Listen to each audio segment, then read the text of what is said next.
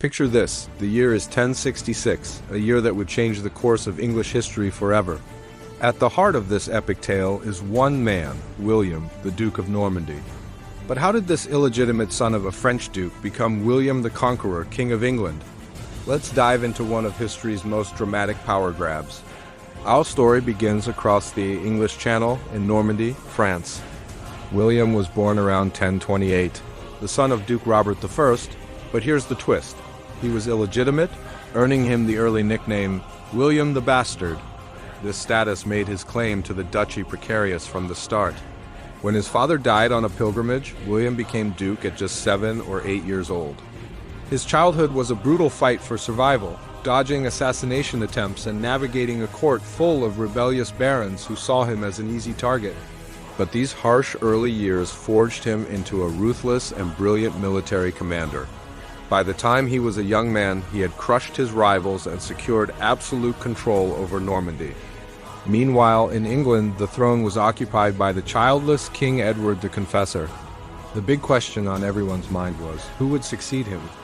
William claimed that years earlier, King Edward had promised him the throne. He even alleged that Harold Godwinson, the most powerful earl in England, had sworn an oath to support his claim. So, when King Edward died in January 1066 and Harold was crowned King Harold II, William was furious. He saw it as a betrayal of the highest order and immediately began planning an invasion. But William wasn't Harold's only problem. Another powerful claimant, Harald Hardrada, the fearsome king of Norway, also had his eyes on the English crown. Hardrada was a legendary Viking warrior, and he decided to invade from the north. King Harold Godwinson had to march his army all the way up to Yorkshire to meet this threat. On September 25th, at the Battle of Stamford Bridge, the English army achieved a stunning victory, crushing the Viking invaders and killing Hardrada. It was a legendary win, but it came at a great cost. Harold's army was exhausted and battered. And just 3 days later, on September 28th, William's fleet of around 700 ships landed on the undefended south coast of England at Pevensey Bay. The timing couldn't have been worse for Harold. He received the news and had to force march his weary soldiers nearly 250 miles back down south to face a fresh, well-equipped Norman army. This set the stage for one of the most famous battles in history, the Battle of Hastings. Fought on October 14, 1066, Harold's English forces, mainly infantry, took up a strong defensive position on a ridge. For most of the day, their shield wall held firm against William's attacks, which combined archers, infantry, and his elite cavalry. The battle raged for hours, a brutal and bloody affair. At several points, it looked like the Normans might lose. A rumor even spread that William had been killed, and he had to lift his helmet and ride among his troops to prove he was still alive. The turning point came with a clever Norman tactic.